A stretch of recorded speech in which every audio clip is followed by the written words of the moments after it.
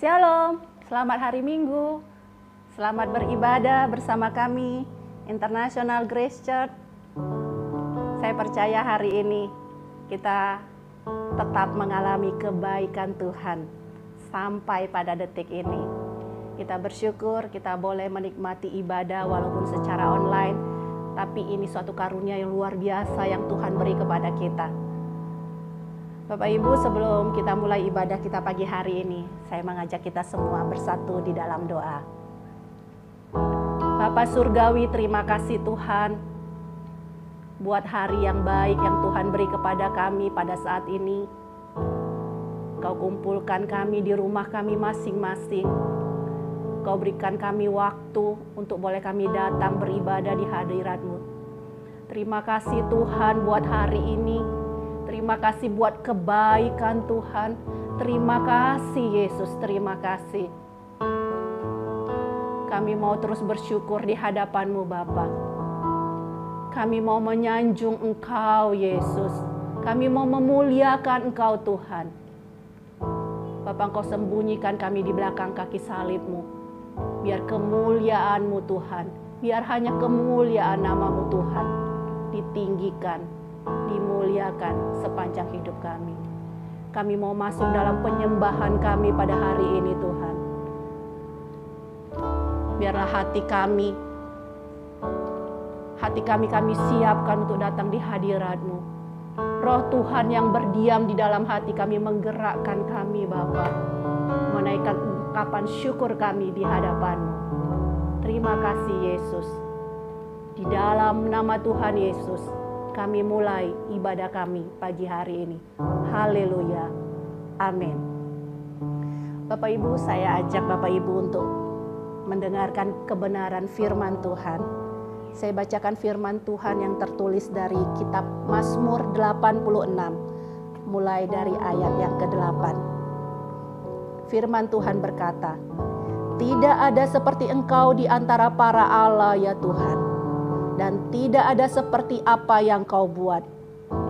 Segala bangsa yang Kau jadikan akan datang sujud menyembah di hadapan-Mu ya Tuhan, dan akan memuliakan nama-Mu. Sebab Engkau besar dan melakukan keajaiban-keajaiban. Engkau sendiri saja Allah. Aku hendak bersyukur kepadamu ya Tuhan Allahku dengan segenap hatiku, dan memuliakan nama-Mu untuk selama-lamanya, sebab kasih setia-Mu besar atas aku." Mari kita angkat pujian kita. Kusanjung Engkau di tempat yang maha tinggi.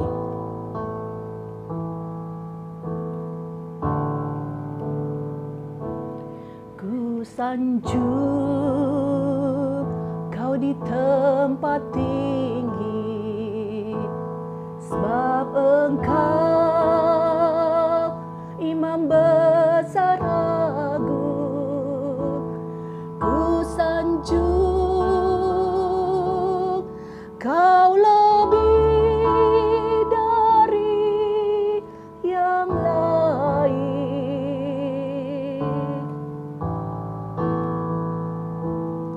dan ku datang menyembah-Mu Tuhan.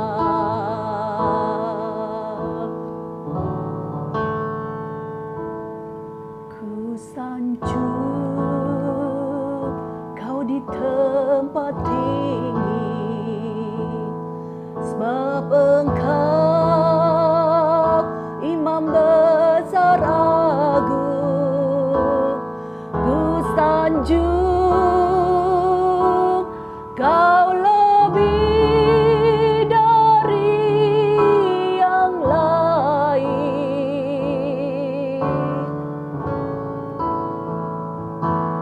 dan ku datang menyembah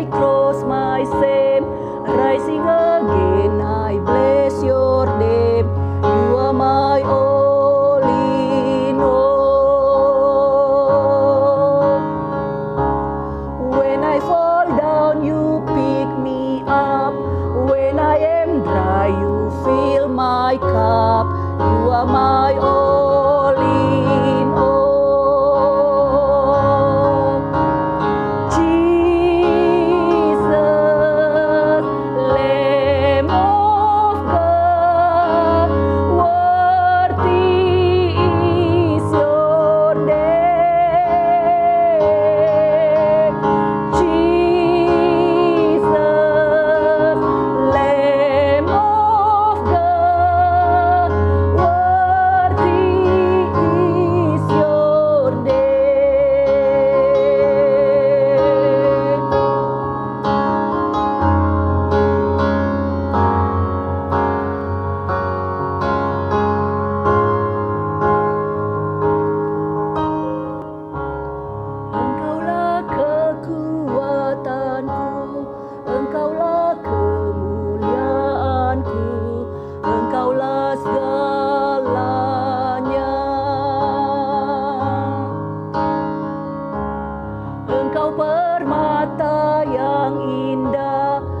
takkan pernah ku lepaskan, Engkaulah segalanya.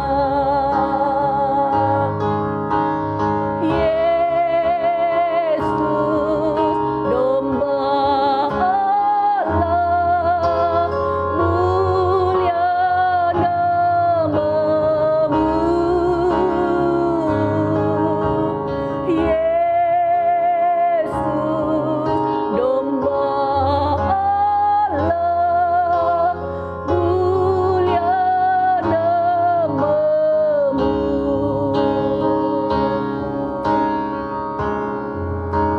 Amin, amin Tuhan. Engkaulah domba Allah.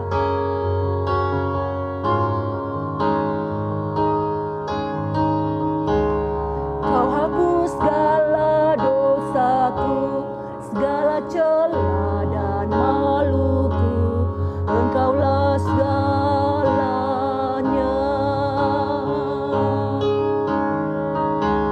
Saat jatuh kau angkatku, saat haus kau penuhiku, Engkaulah segalanya. Yesus, domba Allah, mulia nama-Mu.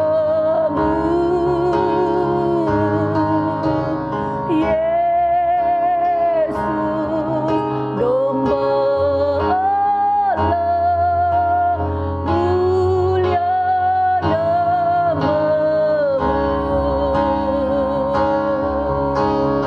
Yesus, domba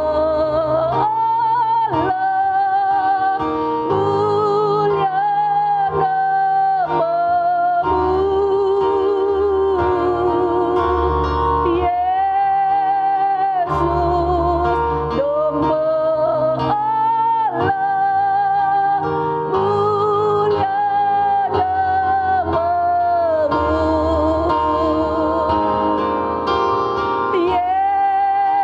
Yesus, domba Allah, mulia nama-Mu. Yesus, domba Allah, mulia nama-Mu. Yesus,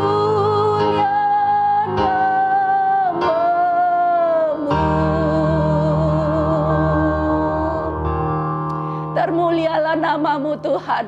Engkaulah domba Allah yang hidup itu. Terima kasih Bapa. Kami menjadi anak-Mu Bapa. Kami menjadi biji mata kesayangan-Mu. Dan kami tahu Engkau dudukkan kami di sebelah kanan Allah Bapa bersama-sama dengan Engkau Yesus. Terima kasih Bapa. Itulah iman pengharapan kami di dalam Engkau. Terima kasih Tuhan.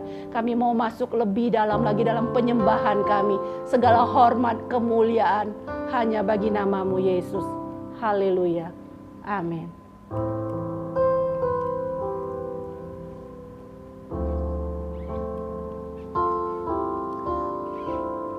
Bapak Ibu, saya mau bacakan firman Tuhan yang tertulis di Keluaran 15 ayat 26.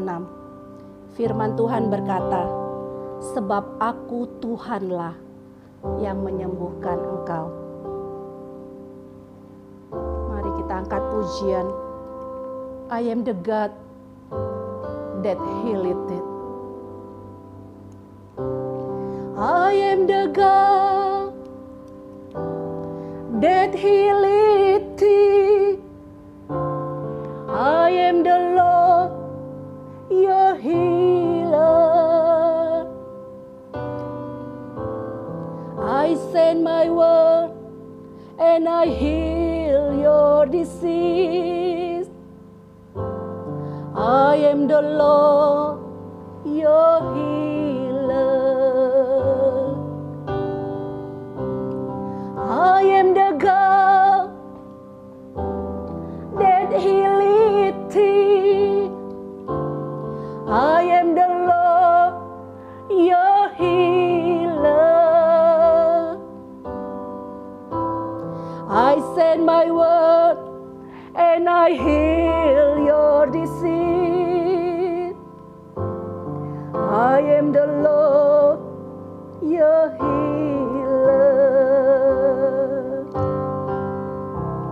You are the God that healed me. You are the Lord, my healer. You send your word and you heal my disease. You are the Lord, my healer. You are the God that healed me. Amen. You are the Lord, my healer. You send your word and you heal my disease. You are the Lord, my healer. Kaulah Tuhan, penyembuhku. Kau pulihkan sakitku. Kau berfirman dan sembuhkanku. Kaulah Tuhan, penyembuhku. Amin. Bapak, ini perkataan iman kami. Kaulah Tuhan, penyembuhku. Kau sembuhkan sakitku. Kau berfirman dan sembuhkanku. Kaulah Tuhan, penyembuhku.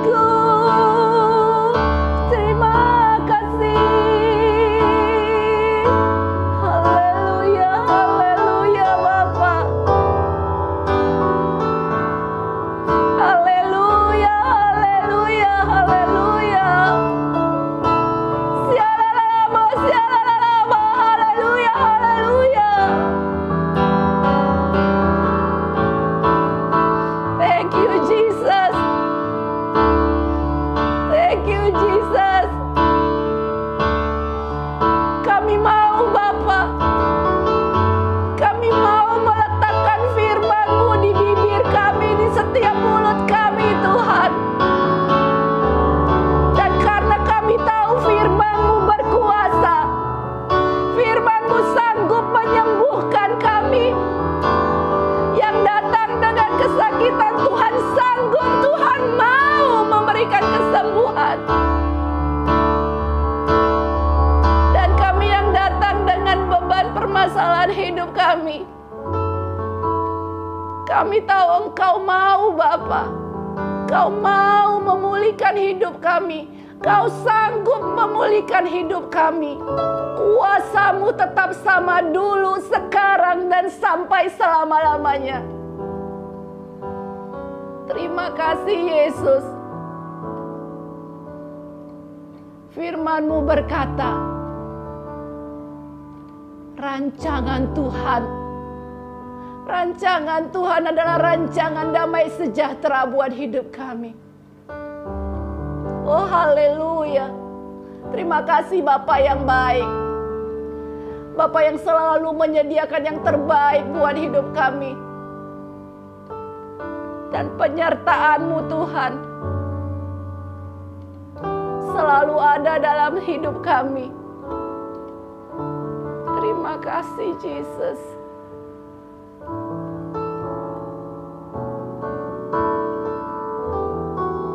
Haleluya.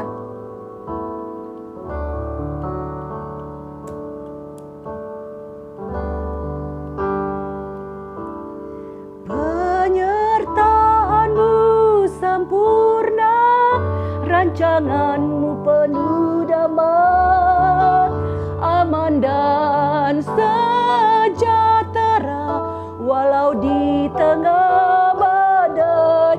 Ingin ku selalu bersama, rasakan keindahan arti kehadiran-Mu Tuhan. Penyertaan-Mu sempurna, rancangan-Mu penuh damai, aman dan sejahtera walau di tengah badai. Ingin ku selalu bersama, rasakan keindahan arti kehadiran-Mu Tuhan. Arti kehadiran-Mu Tuhan. Arti kehadiran-Mu Tuhan. Terima kasih Yesus. Jiwa kami dipuaskan ketika kami datang di hadirat-Mu. Dan saat ini Bapa, kami mau duduk diam mendengarkan firman Tuhan. Biarlah firman yang akan kami dengar pagi hari ini jatuh ke tanah hati kami yang subur. Kami mau siapkan telinga kami Bapa. Kami mau siapkan mata kami. Kami mau siapkan hati kami. Hanya mengarah kepada firman-Mu. Karena firman-Mu itu adalah terang bagi jalan kami. Firman-Mu itulah suluh dalam hidup kami. Yang mengajari kami. Yang menegur kami. Yang menasehati kami. Yang mengingatkan kami akan kasih setia Tuhan yang tak pernah habis-habisnya dalam hidup kami. Terima kasih Yesus. Kami berdoa buat hamba-Mu yang juga akan menyampaikan kebenaran firman Tuhan. Biarlah Tuhan memakai bibir mulut hamba-Mu menjadi kemuliaan di hadapan-Mu. Terima kasih Yesus. Kami juga mau siapkan hati kami untuk mendapatkan perjamuan kudus pada hari ini. Kemenangan itu sudah menjadi bagian dalam hidup kami. Kami percaya Tuhan, kami semakin kuat, dan kami semakin naik.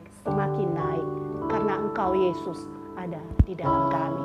Terima kasih Tuhan, kami sambut firman-Mu di dalam nama Tuhan Yesus Kristus. Haleluya, amin. Ya Bapak Ibu sekalian, kita akan mendengarkan firman Tuhan. Namun sebelumnya kita akan melakukan perjamuan kudus. Saya akan membacakan satu ayat untuk kita semua. 3 Yohanes 1 ayat yang kedua. Saudaraku yang kekasih, aku berdoa semoga engkau baik-baik dan sehat-sehat saja dalam segala sesuatu, sama seperti jiwamu baik-baik saja. Ayat ini ditulis oleh seorang murid yang sangat dikasihi Tuhan. Sangat dikasihi karena dia sendiri merasa sangat dikasihi. Dan dia berdoa supaya kita baik-baik dan sehat-sehat saja. Di terjemahan King James dikatakan seperti ini Bapak Ibu. I wish above all things that thou mayest prosper and be in health. Dikatakan prosper and be in health. Ayat sebelumnya, I wish above all things prosper, bicara tentang sejahtera. Inilah yang menjadi doa. Sejahtera dalam segala sesuatu, all things. Kesehatan kita, keluarga kita, pekerjaan kita, semuanya sejahtera, semuanya prosper, semuanya diberkati.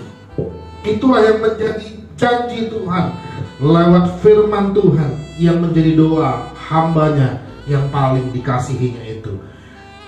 Firman Tuhan ini berkata, doanya adalah sebuah kerinduan supaya kita prosper, all things, dalam segala sesuatu, apapun, usaha pekerjaan kita, keluarga kita,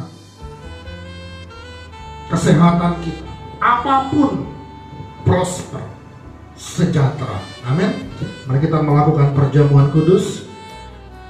Tiap kali kita melakukan perjamuan kudus, tiap kali itu juga kita mengingat identitas kita yang baru di dalam Kristus.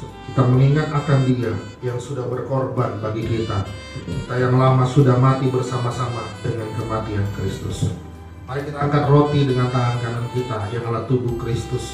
Tubuh yang dipecah-pecahkan bagi kita semua. Tubuh yang adalah kesembuhan bagi kita semua. Waktu kita makan roti ini, waktu makan kita tubuh Kristus ini, tubuh ini membawa kesembuhan bagi kita. Karena kita ada di dalam Dia yang sehat, yang kuat, yang melayani kita selama 3,5 tahun dengan setia. Mari kita makan bersama-sama dalam nama Tuhan Yesus.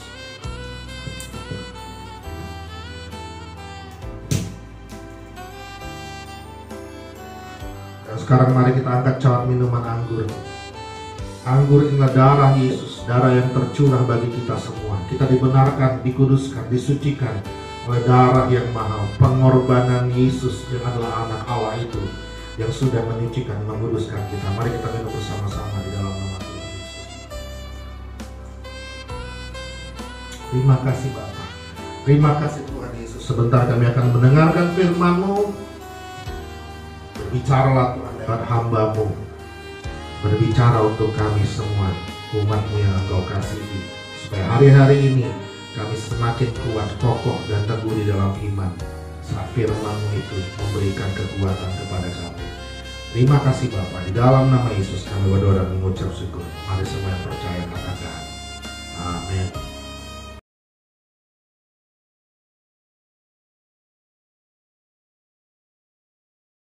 Good morning everybody. Oke, selamat pagi semua. Welcome to the unsearchable riches of Christ. Selamat datang di satu acara yang mencari Kristus yang sebenarnya seperti mustahil. It is true that we call it Grace Academy. Memang benar kita sebut ini sebagai Grace Academy. But often many people think grace as a subject. Tapi seringkali orang itu menganggap kasih karunia hanya sebuah topik saja, subjek saja. So they think the understanding of grace is just a subject for people to understand about Christianity. Jadi bagi mereka pemahaman tentang grace, kata kasih karunia ini hanyalah salah satu topik untuk memahami kekristenan saja. But if you look into the whole Bible, Tapi kalau saudara masuk melihat keseluruhan Alkitab, the word Christian kata Kristen only appear 3 times. Hanya muncul 3 kali di Alkitab. Only 3 times. Hanya 3 kali. So the first time it appeared, Jadi pada saat pertama kali muncul kata Kristen, it appeared in the book of Acts talking about a church in Antioch. tercatatnya ada di Kisah Para Rasul, berbicara tentang gereja di Antioquia. And that's the first time they use it in the plural sense, many Christians. Dan itulah pertama kali dinyatakan kata Kristen dalam bentuk jamak, bukan And then single. later on when the Apostle Paul was standing before King Agrippa, Setelah itu Rasul Paulus berdiri di hadapan Raja Agripa. King Agrippa said to Paul in Acts chapter 26 verse 28, Raja Agripa berbicara kepada Rasul Paulus di Kisah Rasul 26 ayat 28. and he says, "You almost convinced me to become a Christian." Dia katakan bahwa engkau hampir saja meyakinkan aku untuk menjadi orang Kristen. And the third time, the last time the word Christian appear in the Bible Dan yang ketiga kali kata Kristen itu muncul di Alkitab, is in 1 Peter chapter 4 verse 16. tercatat di 1 Petrus 4 ayat 16.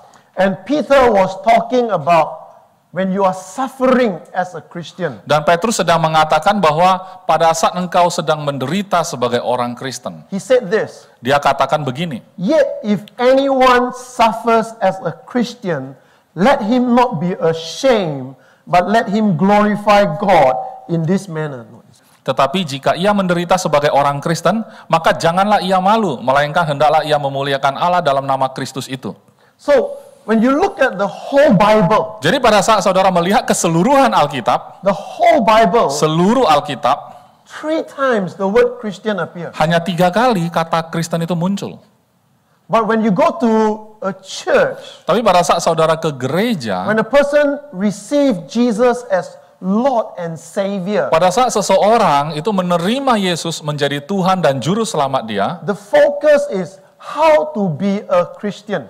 selalu fokus mereka adalah bagaimana cara saya bisa menjadi seorang Kristen. So Christianity Sehingga kekristenan becomes another form of religion sudah menjadi satu agama yang lain lagi, hanya sekedar sebuah agama. of a certain type of expectation of behavior. Dan juga itu menjadi satu ekspektasi atau harapan dari kelakuan tertentu yang kita harapkan. Isn't it true Benar? that when you tell somebody Jadi kira-kira kalau kita mengatakan kepada seseorang who is not a Christian yang waktu itu belumlah menjadi orang Kristen, and they ask you what is your religion, dan waktu mereka bertanya apa agamamu, you will say I'm a Christian. maka saudara akan perkenalkan diri sebagai orang Kristen. Immediately in their mind, you should behave like that. Jadi otomatis dalam pikiran kita, otomatis langsung kita berperilaku seperti itu. A Christian cannot lie.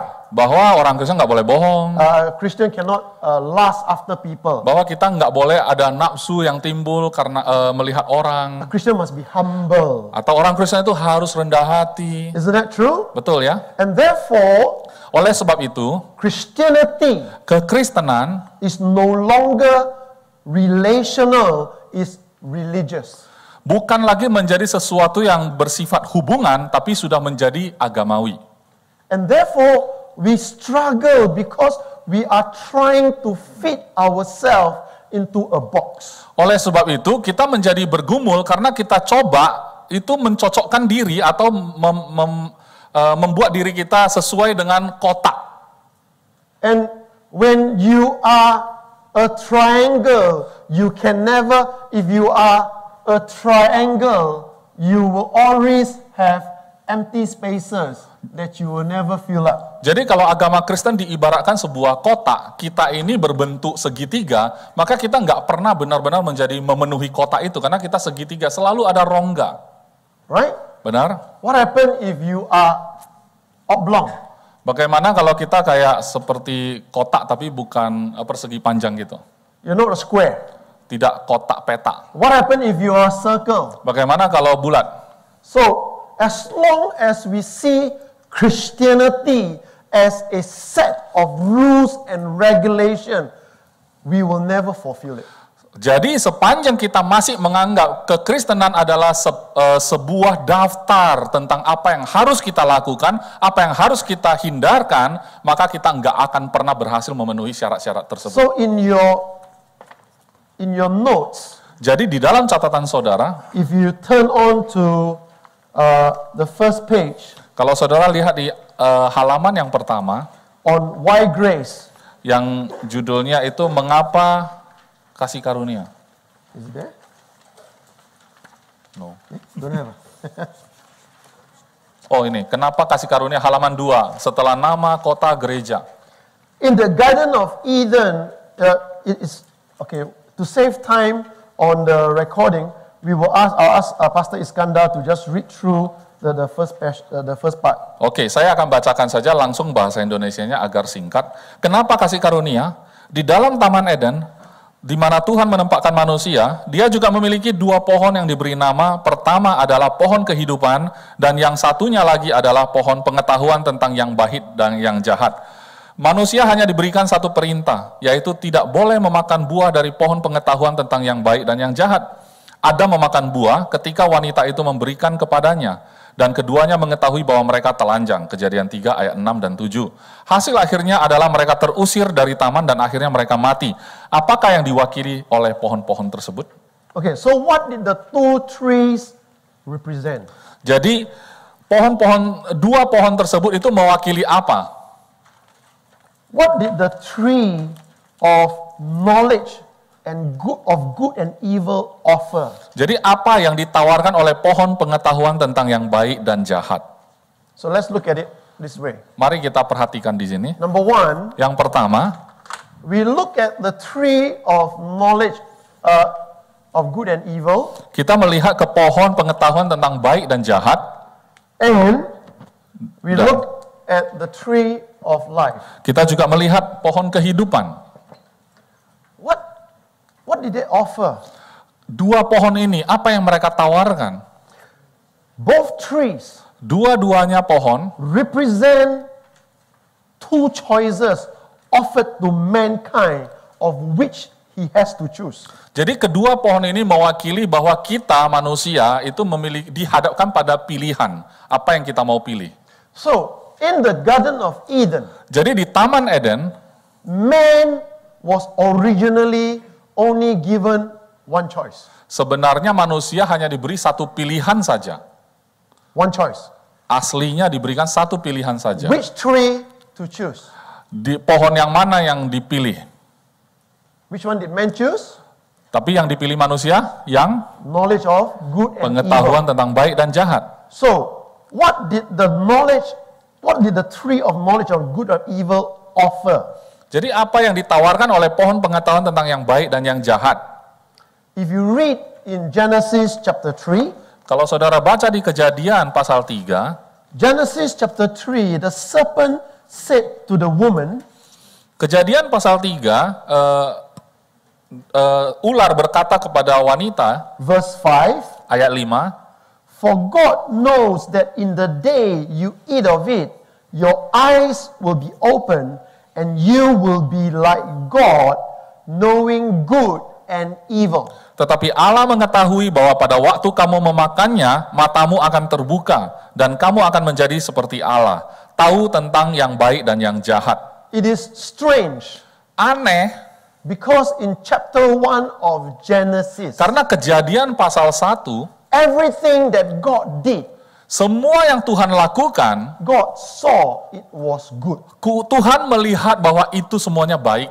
There was nothing in Genesis chapter 1 that God saw was evil. Tidak ada satu pun di Kejadian pasal 1 yang Tuhan lihat itu tidak baik atau jahat. Tidak ada. So, when the serpent offered this idea, this concept, Jadi pada saat iblis itu ular itu menawarkan satu konsep ini, that there is good and evil, bahwa ada yang namanya baik, ada yang namanya jahat.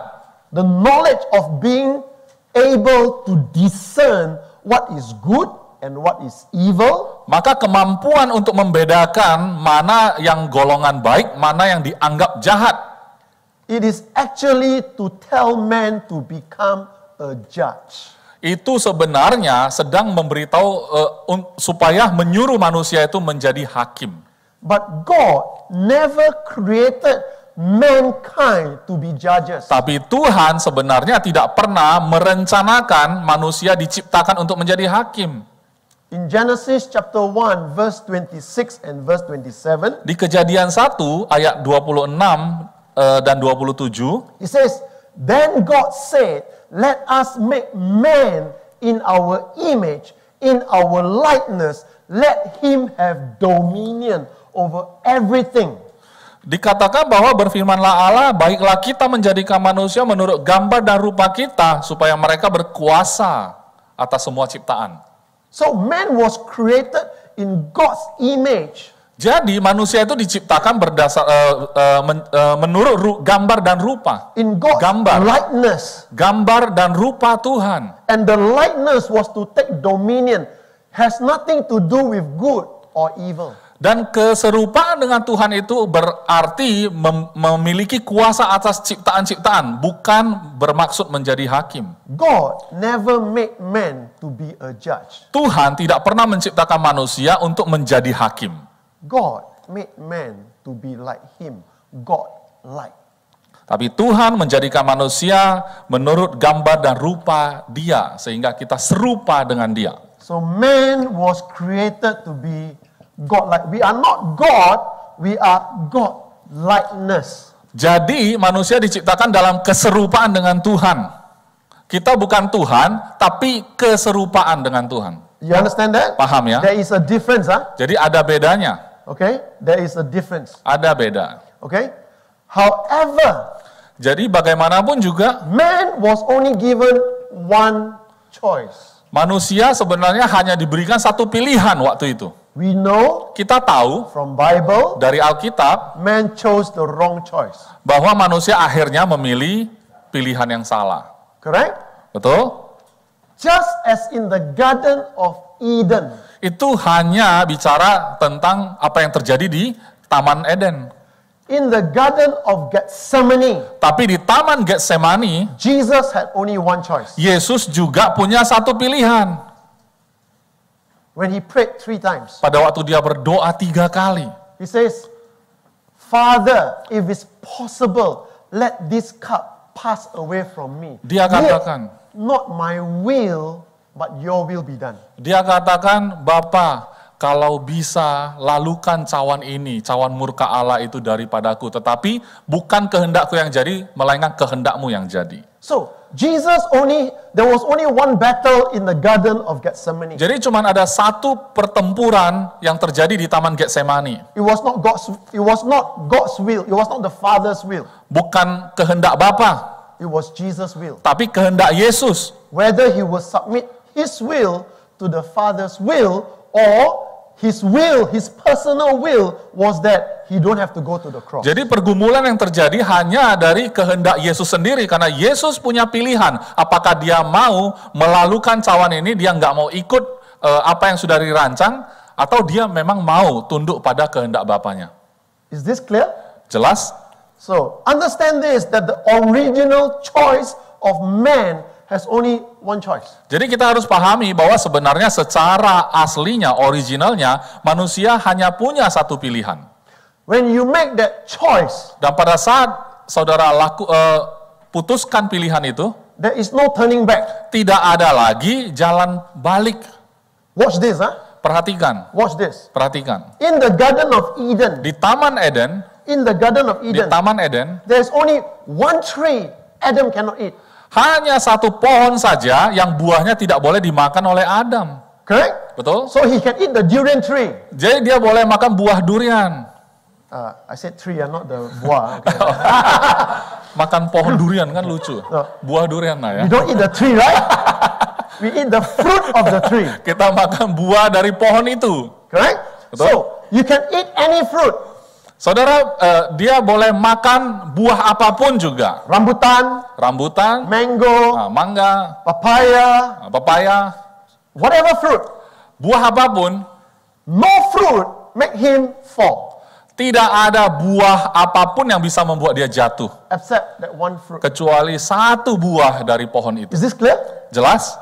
Is this clear? Jelas ya? Now, once he eat that fruit, Sekali dia makan buah itu, once he eat that fruit, sekali dia makan buah itu, he cannot change any other, once he eat that fruit, no matter what other fruit he eat, does not change the results. jadi sekali dia makan buah tersebut, tidak ada lagi buah-buah lain yang dia bisa makan untuk membatalkan hal tersebut.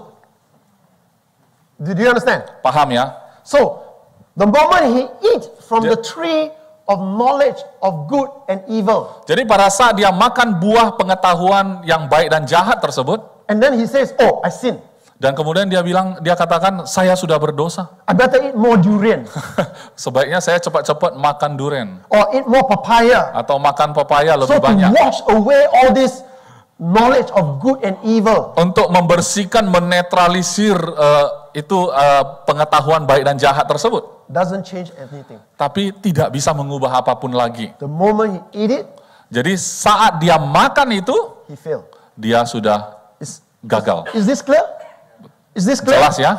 Jelas? So likewise, Jadi sama halnya, if that is the case, kalau itu yang terjadi, when a person, saat seseorang, you and I, saudara atau saya, even those watching on video, ataupun orang yang sedang melihat video ini, the moment you say yes to Jesus, pada saat engkau katakan ya pada Yesus, that one decision keputusan tersebut forever change your destiny. selama-lamanya telah mengubah tujuanmu.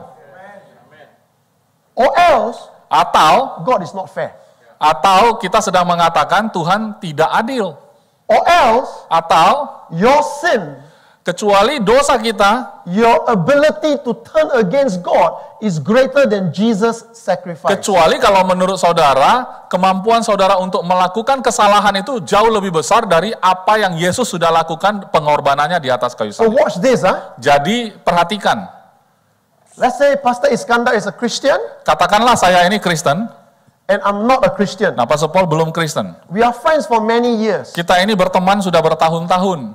We are friends for many years. Kita And berteman. every time I meet him, Setiap kali kita ketemu, he will witness to me. saya akan selalu bersaksi padanya. Come, receive Jesus as Lord and Ayolah, Savior. terimalah Yesus sebagai Tuhan dan Juru For many Selamatmu. years, Sudah bertahun-tahun I diinjilin, tapi ditolak, I reject. ditolak terus, I reject. ditolak. Do you know something? Tahu kan saudara? Actually, I haven't made a decision. Sebenarnya penolakan tersebut membuktikan bahwa dia belum memutuskan apa-apa. Why? Mengapa? Because I'm born in sin. Karena memang posisinya lahir pun dalam dosa. All of us are born in sin. Karena kita semua lahir itu dalam keadaan berdosa. When we are born, Jadi pada saat kita lahir, Genesis chapter 5, di Kejadian 1,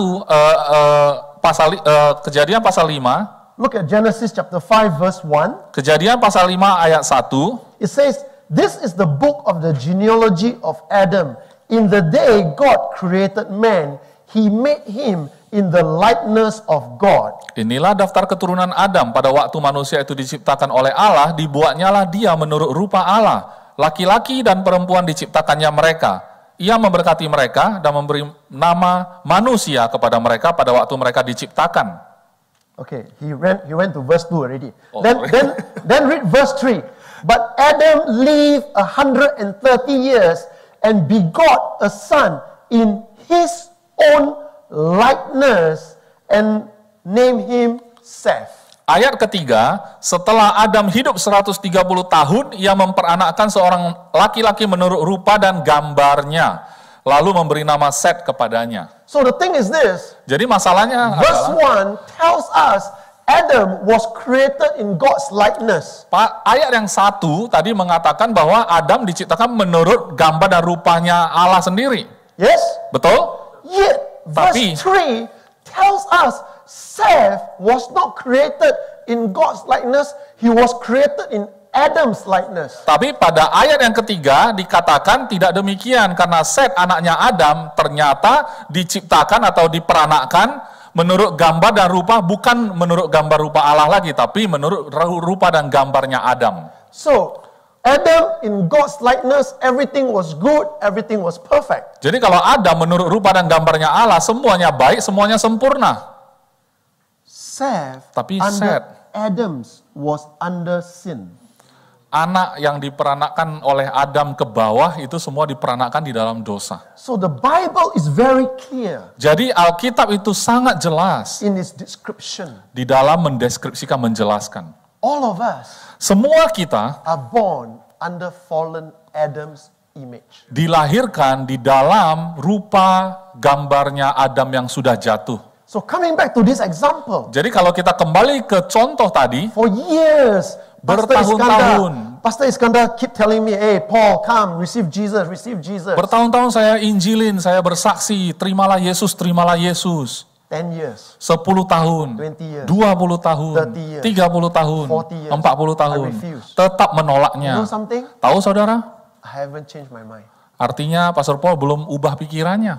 I haven't made my choice. Artinya Pastor Paul belum buat keputusan, belum buat pilihan. Because I'm already born in sin. Karena posisi waktu dilahirkan sudah dilahirkan dalam dosa. All I am doing Jadi apapun yang aku lakukan, is staying in sin. tetaplah di dalam posisi berdosa.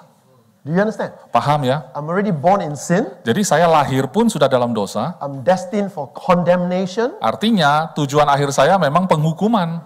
All this preaching Tapi semua khotbah yang saya dengar doesn't help me. tidak menolong saya. Until one day, Sampai satu hari, Iskandar tell me, Iskandar memberitahu, today, hari ini you must receive Jesus. kamu harus terima Yesus. Or else, Atau if you die, kalau kamu mati nanti, I will not see you forever. saya nggak bisa lagi melihat kamu selama-lamanya. Now, whatever the reason is, Jadi nggak peduli alasannya apa, maybe our friendship, mungkin karena pertemanan saja, maybe our guy who love a girl, mungkin karena jatuh cinta, ya laki-laki jatuh cinta ke perempuan, you know, whether it's preaching, atau karena dengar khotbah, whether it's through seeing a miracle, atau karena melihat mujizat terjadi, or maybe you are healed. atau karena disembuhkan sendiri. The moment you said, yes, Jesus, I make you my Lord and Savior, Jadi apapun alasannya, tapi pada saat engkau membuat satu keputusan mengatakan, ya aku akan menjadikan Tuhan Yesus menjadi Tuhan dan Juru Selamat, what happened? apa yang terjadi? You cross from death to life. Engkau sedang menyeberang. Saudara menyeberang dari kematian kepada kehidupan. You move from darkness into light. Saudara bergerak pindah tempat dari kegelapan menjadi terang. You move from everlasting condemnation to everlasting glory. Engkau sedang berpindah tempat dari penghukuman yang kekal menjadi kemuliaan yang kekal. The thing is, Dan masalahnya adalah we have religion teaching us. kita punya agama yang mengajarkan terus-menerus If you keep sinning, bahwa kalau kamu terus berdosa, you will lose your salvation. maka keselamatanmu tadi itu akan hilang. And if that is the case, Dan kalau itu benar, then your sinning is greater than Jesus' sacrifice. berarti perbuatan berdosa kita itu lebih besar dari apa yang Yesus sudah korbankan. But the problem is this. Tapi masalahnya adalah, Why would a person mengapa seseorang itu who is from darkness yang sebelumnya dari kegelapan and move into light dan sudah pindah kepada terang, want to go back to darkness? kenapa mau balik lagi ke gelap? Why is somebody Kenapa seseorang, who is in death, kenapa ada orang yang dalam who is in kematian, evil, yang sudah posisi jahat, has moved into life, dan dia sudah pindah ke hidup, have moved into blessing, dan juga masuk ke dalam berkat, want to go to that life? kenapa dia mau kembali lagi ke kehidupan seperti itu? I'll tell you why. Saya mau beritahu kenapa. It's because Karena what has been presented to them apa yang mereka, tawaran yang mereka terima, is not a relationship, bukanlah hubungan, but a religion. tapi mereka menganggap itu adalah sebuah agama.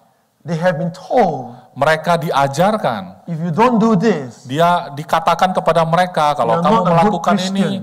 maka kamu tidak disebut sebagai orang Kristen yang baik. if you are missing out, Kalau kamu ada hal yang tidak kamu lakukan, if you don't fit the box, kalau kamu tidak memenuhi persyaratan kotak itu, you're not really safe. kamu tidak benar-benar selamat. And that Dan itu is the dangerous lie of religion. adalah tipuan yang sangat berbahaya untuk orang Kristen. So watch this. Coba kita perhatikan.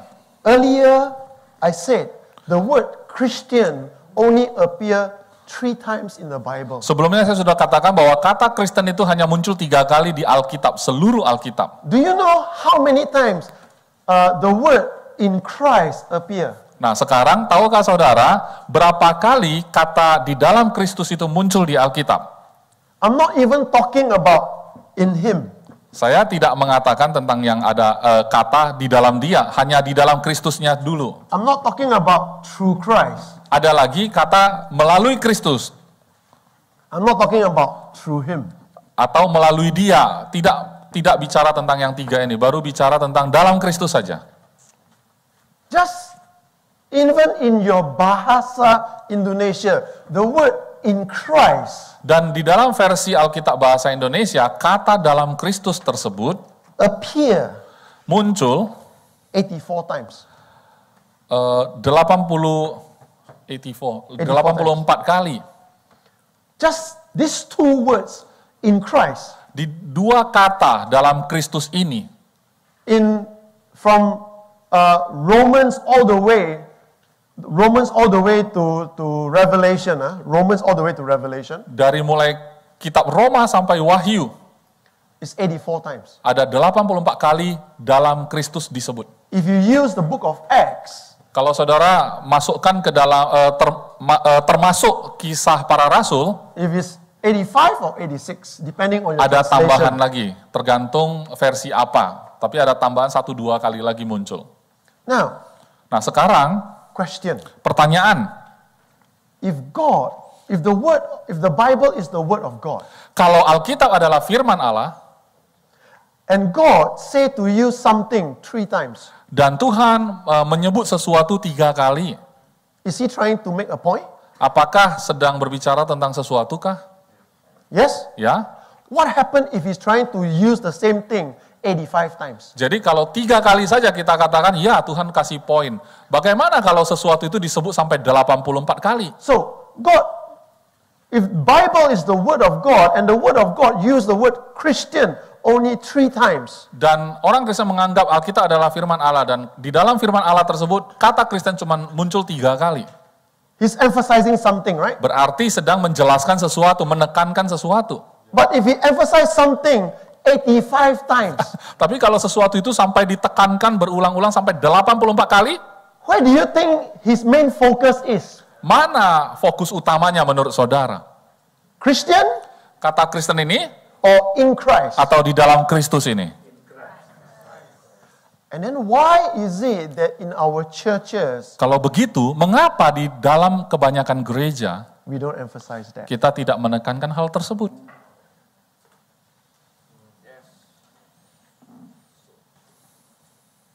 Why is it Mengapa we present Christianity as a mission and not a relationship?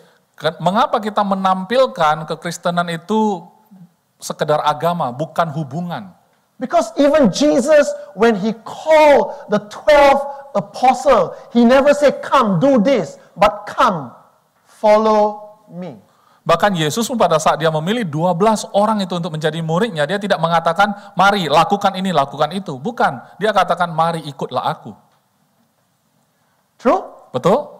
Isn't it true that even Peter, when he has sinned and betrayed Jesus, and Jesus on the night when he appeared before him and make breakfast, Jesus said, "Come, follow me." Bukankah sekalipun Petrus telah menyangkal Yesus 3 kali, tapi setelah itu, malam pada saat Yesus menampakkan diri pada Petrus, bahkan menyediakan sarapan untuk membangun hubungan dengan dia.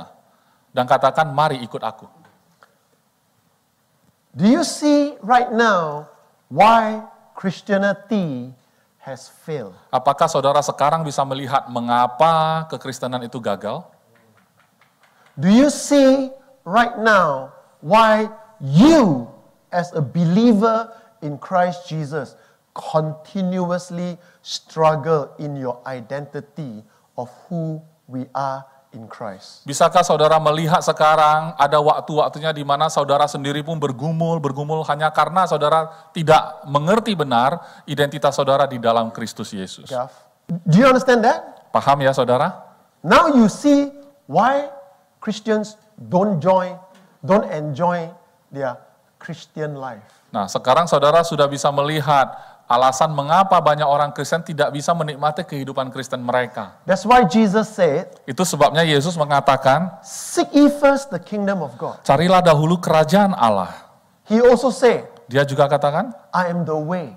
akulah jalan. So who is the way Siapa jalan itu? into the kingdom of God? Untuk masuk ke dalam kerajaan Allah.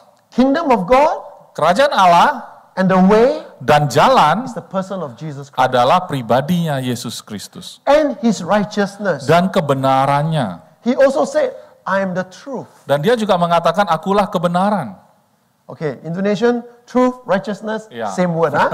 Kata truth dan righteousness di dalam bahasa Indonesia tetap sama-sama kebenaran. So, what is our job? Jadi apa tugas kita? Discover Adalah untuk menemukan the truth kebenaran of his righteousness. akan kebenaran Yesus itu. Alright? That means our life Artinya hidup kita is not to follow Bible or Christian principle. Can we cut down the echo? Because the echo is ada feedback dikit ya. You understand?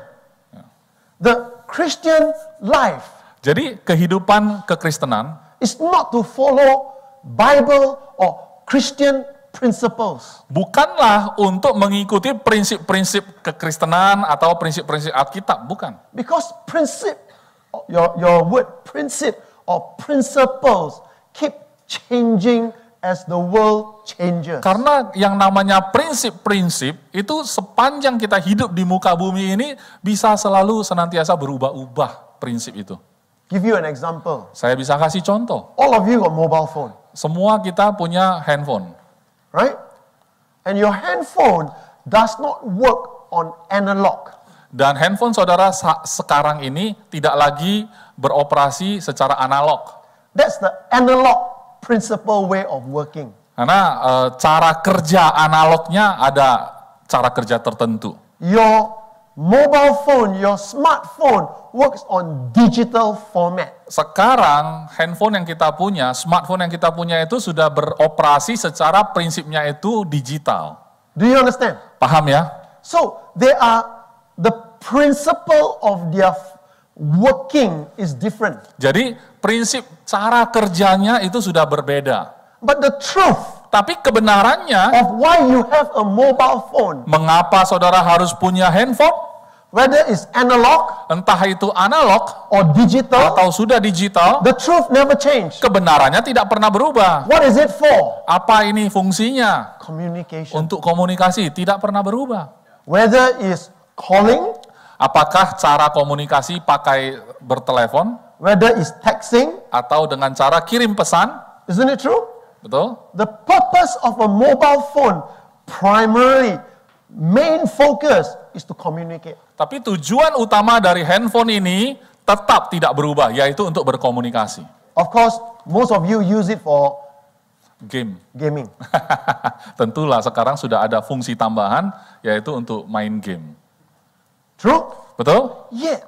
Tapi Understand this. pahamilah ini, If you can understand, even from the example of mobile phone, kalau saudara bisa paham, hanya pakai contoh handphone tadi saja pun, why did people created the handphone is to make communication mobile. mengapa orang menciptakan handphone ini? Yaitu untuk menciptakan komunikasi secara mobile.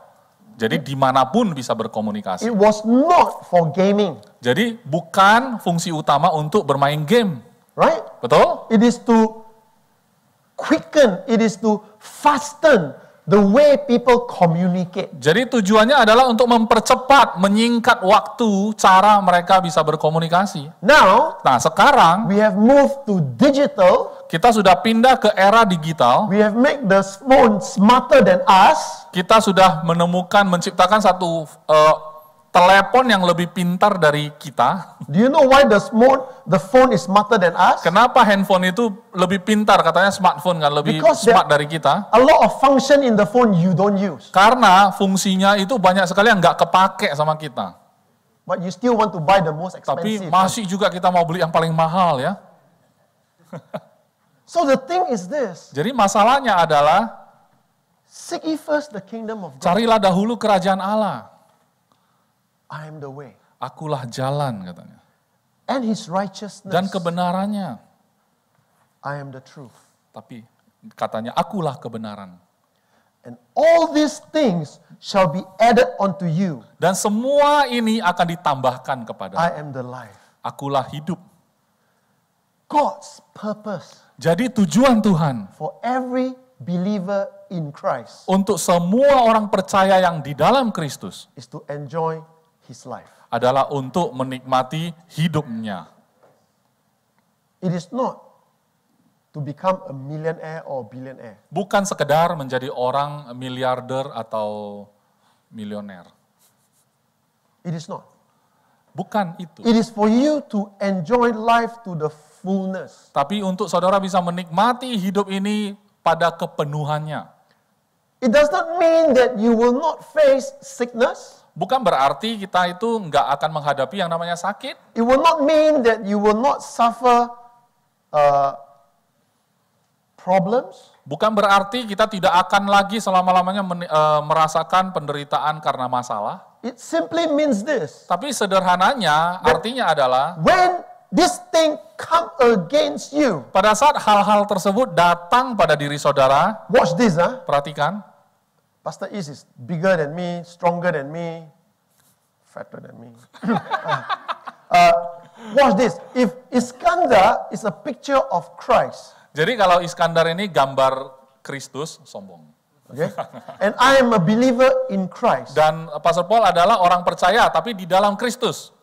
when I face problems, Berarti pada saat Pastor Paul menghadapi masalah, what I do apa yang aku is not lakukan fight the problem on my own. bukan lagi bertarung sama masalah itu dengan kekuatan sendiri. I just remind myself Tapi aku hanya perlu mengingatkan diri sendiri, who I am in Christ. siapa aku dalam Kristus. And when the problem come to Christ, Dan pada saat masalah datang pada Kristus itu, can anything be stronger than Christ? ada enggak hal yang lebih kuat atau lebih hebat dari Kristus?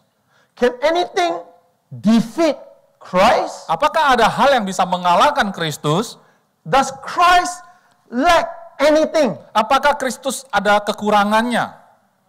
And if you are in Christ, Dan kalau saudara ada dalam Kristus, if you understand dan kalau saudara paham who you are in Christ, siapa saudara dalam Kristus, even when you face all these things, maka sekalipun saudara menghadapi semua hal tersebut, guess what?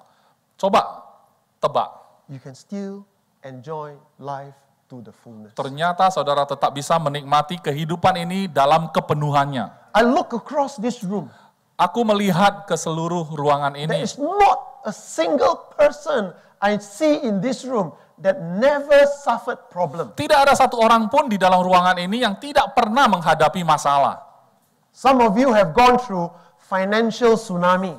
Ada yang mengalami tsunami finansial keuangan. Some of you have gone through health earthquakes. Ada juga orang yang menghadapi gempa dalam kesehatannya. Some of you have suffered collapse of relationship. Ada yang menghadapi bangkrut secara hubungan.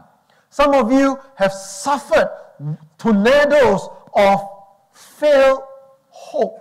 Ada juga orang yang mengalami badai kegagalan akan harapan yang sudah dia pernah punya. But do you know what I see? Tapi saudara tahu apa yang Pastor Paul lihat? I see every one of you still healthy. Saya melihat saudara semua di sini tetaplah sehat. You are still alive. Saudara tetap hidup. You are still able to sit. Saudara tetap bisa duduk di You sini. are able to sleep. Saudara bisa tidur. Are you much more than conquerors? Bukankah saudara lebih dari pemenang? But it's not because of us. Tapi bukan karena kita, It's because of Him. karena Dia. So, Jadi, What did the tree of knowledge of good and evil offer? Jadi apa yang ditawarkan pohon pengetahuan tentang baik dan jahat? Offer you this. Dia menawarkan ini. Offer you to be the judge Dia menawarkan agar saudara bisa jadi hakim for yourself. atas dirimu sendiri. What you think Apa yang engkau pikirkan is good bahwa itu baik or evil. atau jahat. It is not good or bad. Bukan tentang baik atau tidak baik atau buruk, bukan. It is good or evil. Tapi dikatakan baik dan jahat. And that is where we have missed it. Dan itulah letak kesalahan kita. We have even changed. Bahkan kita sudah ubah kata Evil doesn't sound so good. kata jahat. Jahat kurang bagus. So let's make it not so bad. Supaya jangan kedengaran jelek sekali ya. Kita ubah aja lah. Just call it good and bad. Kita sebut sajalah baik atau buruk gitu. And because we change the words that from the Bible, we actually tolerate sin in our own life. Jadi karena hanya sekedar kita mengubah kata yang original dari Alkitab saja, itu sudah menjadi berarti kita toleransi pada dosa. For example, Sebagai contoh, a little child, ada seorang anak kecil, young, masih muda, cute, lucu, eat all the chocolate. dia makan coklat seleboran. And then you come home, Dan saudara pulang rumah, and then you see all the chocolate missing. saudara lihat coklatnya kok hilang semua. And then you say, who eat the chocolate? Saudara tanya, siapa makan coklat ini? And then your little son or your little daughter, not me. Anak saudara lihat katanya, bukan aku. And then you smile. Saudara pun senyum. You said, so cute. Saudara katakan, lucu sekali kamu. You know why? Tahu kenapa? You even changed the word bad to cute. Saudara bahkan sudah mengubah kata buruk itu menjadi lucu. But unknown to you, Sorry. unknown to you, Saudara tidak sadar. what we actually doing Sebenarnya yang saudara sedang lakukan itu is to reinforce sudah sedang meneguhkan sesuatu. in their mind, Di dalam pikiran mereka, lying is okay. berarti saya bohong itu nggak masalah. Lying Lucu. is cute. Kalau saya bohong, lucu. So they grow up. Jadi mereka pun bertumbuh. And because I'm cute, Jadi karena saya lucu, I keep lying. saya terus berbohong makin lucu. And then one day, Suatu hari, they are arrested, setelah ditangkap, they go to police station, mereka masuk ke kantor polisi. and then you went to go to the police station to take them out, Saudara mau ke sana tebus ya supaya nggak ditahan. and then you ask the policeman what was the crime. Saudara tanya kepada polisinya, apa salah anak ini? Oh, he has been doing drugs. Oh, dia makan narkoba. He has been doing drugs for a long time. Dia sudah terlibat narkoba cukup lama. And then you check the time that he has been doing drugs to the time he's been telling you he's in the library. Pada saat saudara melihat waktunya, kurun waktu sejak dia saudara tahu kena narkoba sampai sebelum itu apa? Library. Studying. Waktu dia sedang belajar. Jadi masa belajar sampai dia terlibat narkoba waktu saudara tahu. Every time he says, where are you going? Saudara tanya, kemana kamu? I'm going to study with my friends. Saya belajar kerja kelompok sama teman. What is he doing? Apa yang dia lakukan sebenarnya? He's doing drugs. Dia sedang konsumsi narkoba. And then you find out, why did you lie to me? Kemudian saudara pun bilang, kenapa kamu bohong selama ini? Do you know something? Tahu saudara? They are confused Mereka bingung. because we are the one that encourage the Karena lying. kitalah yang mendorong mereka tetap berbohong. Karena lucu. Simply by moving from evil to bad to cute. Jadi sederhana. Hanya gara-gara kita mengubah kata jahat menjadi buruk, menjadi lucu. The way to train a child, Jadi cara kita mendidik anak, cruel as it may seem, sekejam yang kita bisa lihat, is to tell them, yaitu dengan memberitahu mereka, I love you, aku mengasihimu, I will always love you, aku akan terus mengasihimu, but lying tapi bohong is evil. tetap jahat. You want to be evil? Mau kamu jadi jahat? And I'll tell you this, Dan saya katakan, no child tidak ada want anak to be evil. yang mau menjadi jahat, saudara. Isn't it true? Betul? They all want to be good. Mereka pun semua secara original mau jadi orang baik. Do you know how we know? Tapi saudara tahu dari mana kita tahu? Very simple. Sangat sederhana. Every time they want to look happy in front of you, they want to please you because you are their parents. Setiap kali saudara bisa lihat mereka ingin sekali membuat saudara senang karena saudara adalah orang tua dia. So God Jadi Tuhan gave man a choice. telah memberikan manusia pilihan itu.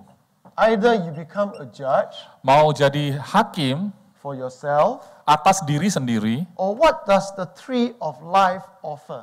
atau apa yang ditawarkan dari pohon kehidupan. What does tree of life offer? Apa yang ditawarkan pohon kehidupan? It offer life. Tentu dia menawarkan kehidupan itu sendiri. That's why Jesus say, Itu sebabnya Yesus mengatakan, I'm the way, akulah jalan, the truth, kebenaran, and the life. dan hidup.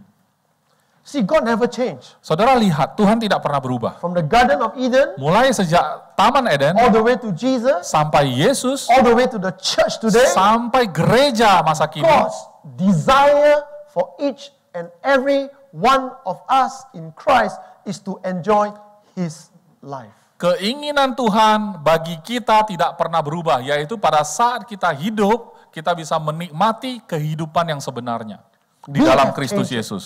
Tapi kita yang mengubah itu.